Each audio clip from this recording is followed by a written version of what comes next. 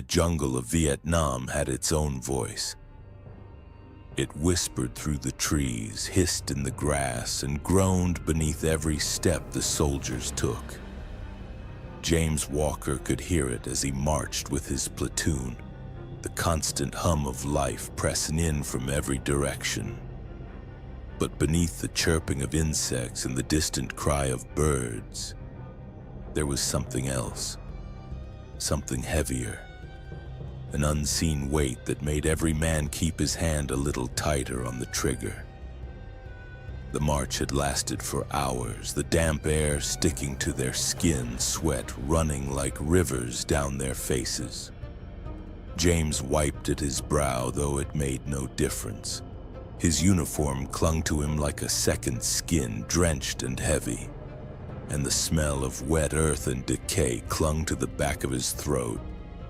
His boots sank into the mud with every step, squelching softly as if the ground itself was trying to pull him under. "Eyes up, Walker," came a hushed voice behind him. Sergeant Hayes, his voice carried authority even when barely audible. The tree lines too quiet. James swallowed hard and nodded, scanning the dense foliage ahead. He already knew the sergeant was right. The jungle wasn't silent, never silent, but it had shifted. The insects had stopped their frenzied chatter, and even the birds seemed to have fled. The silence was unnatural, heavy, and then it came. The world erupted in fire and thunder. Gunfire tore through the trees, the sharp crack of rifles echoing against the thick canopy. Dirt and bark exploded around James as he dove for cover, his rifle clutched tight against his chest. He could hear the screams of his comrades, the shouted orders, the chaos of men trying to form a defense in the middle of hell. "Contact left," someone bellowed, though the words were almost swallowed by the roar of battle. James fired blindly into the green abyss, each shot muffled by the thunderous pounding of his heart. The air filled with the acrid smell of gunpowder, burning his nose and stinging his eyes. Smoke began to mix with the mist, creating a haze that turned the jungle into a nightmare landscape of shifting shadows. Beside him, a soldier collapsed, his helmet rolling into the mud, eyes wide and glassy. James didn't have time to look, didn't have time to think. Training took over, his body moving on instinct as he reloaded, fired, ducked, and fired again. But the enemy was everywhere, invisible phantoms among the trees. For every shadow, James thought he saw another flash of gunfire lit up from a different angle. The jungle swallowed their shapes, making it impossible to know where death would come from next. And then, just as suddenly as it had begun, the gunfire stopped. James froze, his rifle pressed to his shoulder, finger trembling on the trigger. The silence was crushing. Not even the sound of retreating footsteps. Just stillness. "Hold your fire!" Hayes shouted, his voice hoarse. James lowered his rifle an inch, his breath ragged in his throat. His ears rang with the echo of gunshots, but even through the ringing he heard it. Something moving through the brush. Slow, deliberate. A figure emerged from the smoke. James blinked, trying to focus through the haze. It was a soldier, an American uniform. Relief washed over him for a heartbeat until he noticed the man's gait. His steps were uneven, dragging one foot behind the other. His head lolled slightly to one side like it was too heavy for his neck. "Walker." Hayes' voice was a whisper now. "You see that?" James nodded, his throat dry. The soldier stepped closer and the details became clear. His uniform was torn and caked in mud. His helmet hung loosely, almost falling from his head. And his face. James's stomach twisted. The man's skin was pale, stretched tight across his cheekbones, his eyes clouded and lifeless. "Impossible," James muttered, because he knew that face. Private Miller. He had been killed 2 weeks ago, cut down in a firefight. James had helped carry his body back to camp. He had watched as they zipped him into a black bag. And yet, here he was, stumbling forward, lips moving as if trying to form words. No sound came out, just a faint gurgle like water bubbling in his throat. James took a step back, his rifle trembling in his hands. "That's not real. Can't be real." But Miller kept walking, closing the distance with agonizing slowness. His pale eyes fixed on James, unblinking. Behind him, through the smoke, more figures began to appear. Shapes in uniform, some with helmets, others without, all with the same empty eyes and broken movements. The jungle had gone quiet again, but James could hear something else now. A faint whisper, like wind slipping through the trees. Except it wasn't the wind. It was voices, hundreds of voices murmuring just beyond the edge of hearing. The dead were marching. James stumbled back, his foot sinking into the mud. He wanted to run, to scream, to close his eyes and wake from the nightmare. But he couldn't move. The figures drew closer, their whispers growing louder, until the air itself seemed to vibrate with the sound of the fallen. Sergeant Hayes raised his rifle, his face pale but resolute. "They're not supposed to be here," he whispered. Then louder, "They're not supposed to be here." The jungle swallowed his words. And James knew in that moment that the war wasn't just fought among the living, it was haunted by the dead. Long Bin Base was supposed to be safe. That was the story they told every new arrival, a carefully crafted illusion to calm the nerves of soldiers fresh from the chaos of combat. High fences, barbed wire, armed guards. It looked like a fortress. But for Private Daniel Reeves, safety was a word that dissolved the moment the sun dipped behind the tree line. Nights on the base were different. The air grew heavier, the jungle pressed closer, and the hum of insects turned into something that felt less like nature and more like a warning. Reeves lay awake most nights, staring at the canvas ceiling of his tent, his mind replaying the gunfire, the screams, the sudden silences of the battlefield. Sleep rarely came, and when it did, it brought with it the same dream. A shadowed figure standing at the foot of his cot, watching him with hollow eyes. At first, Reeves told himself it was just stress. Everyone had nightmares out here. The war had a way of crawling inside your head and never leaving. But then he heard the stories. Whispers passed between men when the lights went out, about the ghost of a soldier who walked the perimeter after dark. Some said he was a young private, killed in an ambush not far from the base. Others swore he was an enemy spy who'd been caught, executed and buried without ceremony in the jungle soil. But every version ended the same. The figure returned, haunting the base under the cover of night, searching for something or someone he'd lost. Reeves didn't believe it, not really. But one night, curiosity got the better of him. It was just past midnight when he slipped from his cot, careful not to wake the others. The camp was quiet, the kind of quiet that felt unnatural. He could hear the hum of generators in the distance, the occasional bark of a guard dog, but otherwise, silence. The moon hung low, bathing the rows of tents and buildings in a pale silver glow. Shadows stretched long across the dirt paths, bending and shifted with the faint breeze. Reeves walked slowly, his boots crunching softly against the gravel.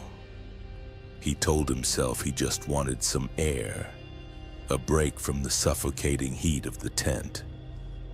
But deep down, he knew why he was out there. He wanted to see if the stories were true. He reached the perimeter fence and leaned against it, peering into the black wall of jungle beyond. The trees stood like sentinels, their branches tangled together, hiding whatever lurked inside. For a long moment, nothing moved. Reeves began to relax, almost laughing at himself for letting campfire stories get under his skin.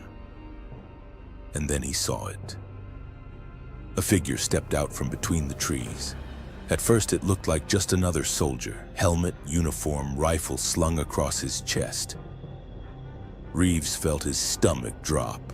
No one was supposed to be out there this late, not without orders. He squinted, trying to make out the man's face, but even under the moonlight it remained hidden in shadow. "Hey!" Reeves called softly, not wanting to alert the guards. "You're not supposed to be out there." The figure didn't respond, didn't even move. It just stared. Reeves' chest tightened. Something about the stillness wasn't right. Soldiers didn't stand that way, rigid, unmoving, like a mannequin dropped into the dirt. He took a step back, his eyes never leaving the figure, and that was when it started walking. Slow, deliberate steps, each one crunching faintly on the leaves. The closer it came, the colder the air seemed to grow. Reeves felt the hair on his arms rise, his breath coming quicker. He thought about calling out for the guards, but the words died in his throat. Something told him they wouldn't see what he was seeing. The figure reached the fence and stopped, no more than a few feet away. Its face finally tilted up, catching the moonlight. Reeves's heart froze. The skin was pale grayish, stretched thin over sharp bones. The eyes were sunken, dark holes that seemed to swallow the light around them. And the mouth, half open as if trying to speak, revealed a jaw twisted unnaturally, as though broken in death. Reeves stumbled back, his heel catching on the dirt. He blinked, and for a second the figure was gone, nothing but shadows on the other side of the fence. But then he heard it, a whisper, faint, almost lost in the wind. His name, Reeves. The sound was enough to snap him into motion. He ran, sprinting back toward his tent, his lungs burning, heart pounding like a drum. He didn't look back, not once. He threw himself onto his cot, pulled the blanket over his head like a frightened child, and waited for dawn. The next morning, Reeves told no one, but the whispers didn't stop. Night after night, he heard his name carried on the breeze, and every time he closed his eyes, he saw that broken face staring back at him from the tree line. For the rest of his time at Long Bin, Reeves never went near the perimeter again. But some nights, lying awake, he swore he heard boots crunching outside his tent, slow, dragging steps circling in the dark. And he knew. The ghost of Long Bin wasn't searching for just anyone. It was searching for him. Corporal Henry Mason never believed in curses. He believed in bullets, in booby traps, in the weight of a rifle pressing against his shoulder. He believed in survival. But the moment he picked up that helmet, even he felt something shift. Like the air around him had thickened, like unseen eyes were suddenly watching. It had happened during a routine patrol. The squad had been moving through an abandoned village, the kind of place that still held the echoes of the people who once lived there. Wooden huts stood half-collapsed, doors hanging open, belongings scattered across the dirt as if the owners had fled in a rush. Mason scanned every shadow, every window, waiting for the crack of gunfire that never came. And then he saw it. The helmet lay in the dirt, half buried beneath debris. At first glance, it looked like any other, standard issue, dented, scuffed, marked by the scars of battle. But when Mason picked it up, brushing away the dust, he noticed the faint carvings scratched into the metal. Strange lines and symbols etched deep, as though someone had taken a knife and pressed it in with deliberate care. "What the hell is that?" Private Carson asked, peering over Mason's shoulder.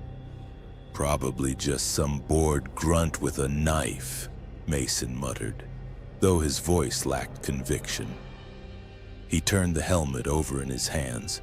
Inside, the padding was dark with old stains. Blood, maybe. The thought made him pause. Still, something compelled him to slip it on. The moment the helmet settled onto his head, Mason felt a chill run down his spine. Not from the air, it was sweltering hot, but from somewhere deeper, colder, like ice pressing against his skull. For a second he thought he heard something, a whisper, too faint to understand. He shook it off. "Let's move," he said, forcing authority into his voice. But as the patrol continued, things began to change. The jungle, always alive with sound, seemed muted. The calls of birds faded, the buzzing of insects dulled. Mason felt cut off, as if he were walking in a bubble of silence. His heart beat louder in his ears than anything around him. That night when the squad set up camp, Mason couldn't sleep. Every time he closed his eyes, images flickered in his mind. Faces he didn't recognize, twisted in agony, mouths open in silent screams. He ripped the helmet off and set it aside, but the images lingered. When he finally drifted into a restless sleep, he dreamed of shadows standing over him, their eyes hollow, their whispers filling his head. The next day, Mason noticed Carson watching him strangely. "You were talking in your sleep," Carson said. "Yeah, and?" Mason replied. "You weren't speaking English." Mason stared at him. "You're messing with me." But Carson's face was pale, serious. "I know what I heard." As the days passed, Mason's grip on reality began to slip. He started catching glimpses of figures moving through the trees, men in tattered uniforms, their faces gaunt, their helmets dented and scarred. At first, he thought they were the enemy, but when he raised his rifle, they vanished. One evening, while cleaning his weapon, Mason heard footsteps behind him. He turned quickly, expecting Carson or one of the others, but instead he saw a man standing at the edge of camp. The man's uniform was shredded, his body riddled with wounds that should have killed him. Blood ran down his chest, dripping into the dirt, but his face was calm. And on his head, he wore the same helmet Mason had found. The figure raised a hand, pointing directly at Mason. Then he opened his mouth, and a guttural voice spilled out, speaking words Mason didn't understand. "Mason?" Carson's voice broke the spell. When Mason blinked, the figure was gone, but the helmet still sat beside him, waiting. By the end of the week, Mason's squad had begun to avoid him. He muttered to himself, sometimes screamed in the middle of the night. When the others tried to take the helmet away, he fought them, eyes wild, voice ragged. "This isn't mine," he snarled. "It belongs to them." No one knew who them was. And then during another patrol, it happened. The squad came under sudden attack, bullets tearing through the trees, men scattered, returning fire, diving for cover. Mason, however, stood in the open, the cursed helmet glinting on his head. His eyes were unfocused, his lips moving in a steady chant no one understood. Carson shouted for him to get down, but Mason didn't move. The enemy fire seemed to bend around him, missing by inches as if something unseen shielded him. His chant grew louder, his voice blending with a chorus of whispers that rose from the jungle itself. When the battle ended, the enemy retreated, leaving silence in their wake. Mason stood there untouched while the others lay wounded or worse. He removed the helmet slowly, his expression distant, almost serene. Carson approached him cautiously. "Mason, what happened out there?" Mason looked at the helmet in his hands, then back at Carson. His eyes were hollow, distant. "They were protecting me," he said softly. "The ones who wore it before." That night, Mason vanished. No one saw him leave camp. The helmet was gone with him. Some say he wandered into the jungle, claimed by the spirits bound to that cursed piece of steel.